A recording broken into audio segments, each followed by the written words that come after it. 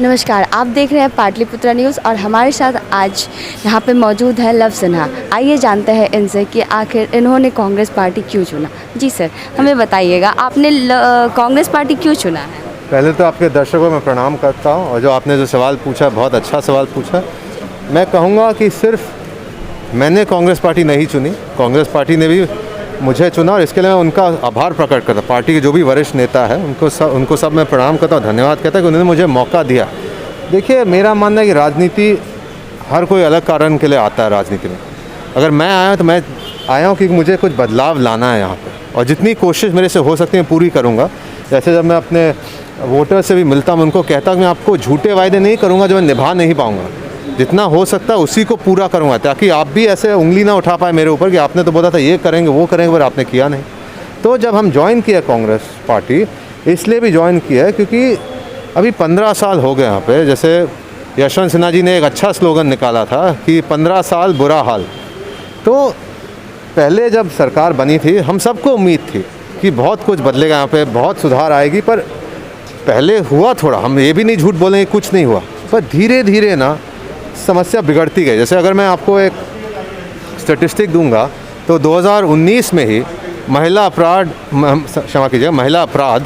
18,000 से बढ़ गया। मतलब कि क्यों बढ़ा, जब कह रहे कि एकदम मामला सुधर गया, ये आंकड़ा, ये स्टैटिस्टिक इतना बढ़ गया। उसके अलावा मैं आपको कहता हूँ कि बिहार में आमदनी, गरीब आदमी के, मज़दूर की आमदनी है 300 रुपये। दूसरे स्टेट में क्या है, केरल में है 1500 रुपये, तेलंगाना में है 1200 रुपये। और ये मैं नहीं कह रहा हूँ, मैं हवा से नहीं ये चीज़ें निकाल रहा, ये स्टडी सरकार की स्टडी है, केंद्र सरकार की स्टडी से ये सब इन्फॉर्मेशन मिली है मुझे।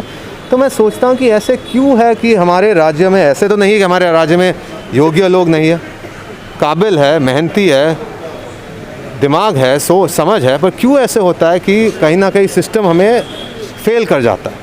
क्योंकि जब शिक्षालय ही ठीक नहीं है तो बच्चा पढ़ेगा कैसे, जब बच्चा पढ़ेगा नहीं ठीक से तो काम कैसे करेगा, ठीक से काम ठीक से नहीं करेगा तो भविष्य उज्जवल कैसे होगा राज्य का। आपने जो कांग्रेस पार्टी चुना है तो अभी फ़िलहाल तो कांग्रेस का देश में हालात सही नहीं है, इस पर आपका क्या कहना है। उतार चढ़ाव ज़िंदगी का दस्तूर है। एक समय भाजपा की भी हालत बहुत ख़राब थी, क्षमा कीजिए मास्क के कारण थोड़ा अटकते जाते हैं। एक समय था जब भाजपा की भी हालत बहुत ख़राब थी, 2 सीटों की पार्टी थी, और जैसे उन्होंने आगे बढ़े, मेहनत की, और आज जो है सत्ता में वो तो वही होता है ना कि आप मेहनत करें, कोशिश करेंगे, जब आदमी गिर जाता है मैं मानता तब वो और हार्ड वर्क करता है, और यही है। कुछ लोगों का कहना है कि वंशवाद की वजह से आपको टिकट मिला है, तो इस पे आप क्या कहना चाहेंगे। हमें सिर्फ हंसी आती है इस बात पे, क्योंकि वंशवाद के कारण हमें टिकट मिलता तो हम लोकसभा चुनाव में ही उतरते और पटना साहिब सीट के लिए ही उतरते। मैं वंशवाद में विश्वास नहीं करता हूँ, ना तो फिल्मों में ना तो राजनीति में। यहाँ पे और एक और चीज़ है, हंसी आती है इस बात पे भी कि दूसरे प्रत्याशी अच्छे आदमी है, पर उनका तो सच में वंशवाद का मामला है यहाँ पे, क्योंकि एक विरासत का टिकट है वो। हमारी विरासत तो नहीं है बांकीपुर, पहले उनके पिताजी थे और अब नितिन नवीन जी है। तो मतलब मैं बुरा नहीं कह रहा उनके बारे में, सिर्फ जो फैक्ट्स है वही सामने पेश कर रहा हूँ। जी, बात अगर करूँ बांकीपुर की, तो आपके क्या क्या विज़न है वहाँ को लेके। देखिए, विज़न जो होता है ना, पहले तो एमएलए को क्या करना है कि देखे कि जो भी एरियाज है उसको साफ़ रखे। खुले नाले जो दिखते हैं, अगर आप गए होंगे, हर जगह नाले खुले हैं।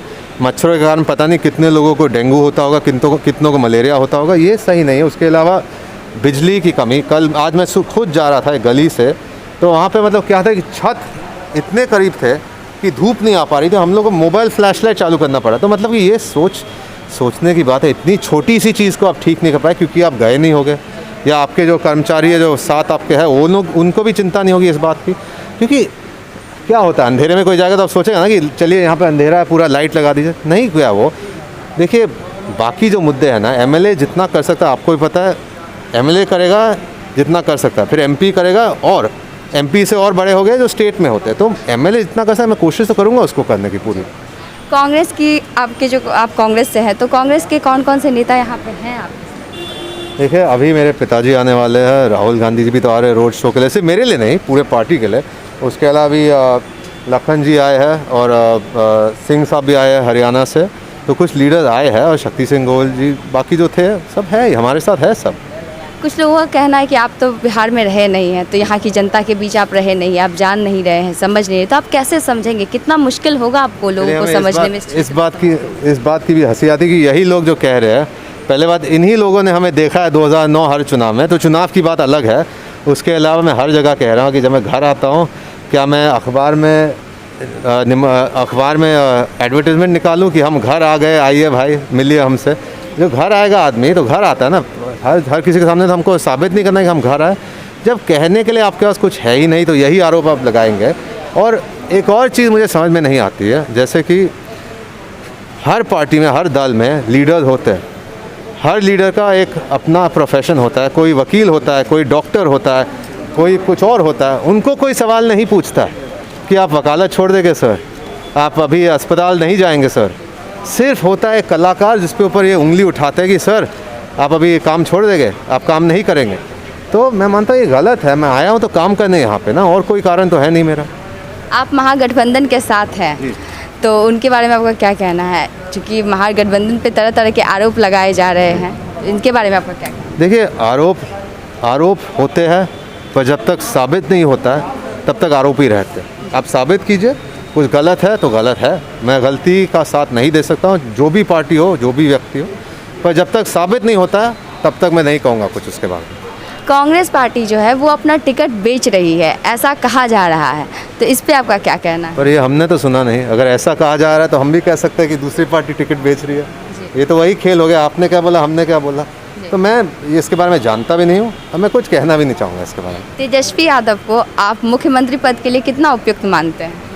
मैं मानता हूँ इस बार जो लहर है ना उनकी, बहुत कमाल की लहर है। आप भी देख रहे होगे, मैंने भी देखा कि जैसे भीड़ उनका स्वागत कर रही है। मुझे लगता है कि बदलाव इस बार आने वाला है, और जो बदलाव आएगा बहुत अच्छा होगा बिहार के भविष्य के लिए। क्या लगता है इस बार सत्ता परिवर्तन होगा बिहार में?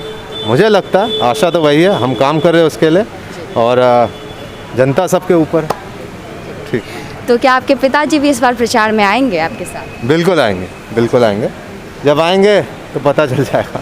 बहुत बहुत धन्यवाद सर आपका। नमस्कार।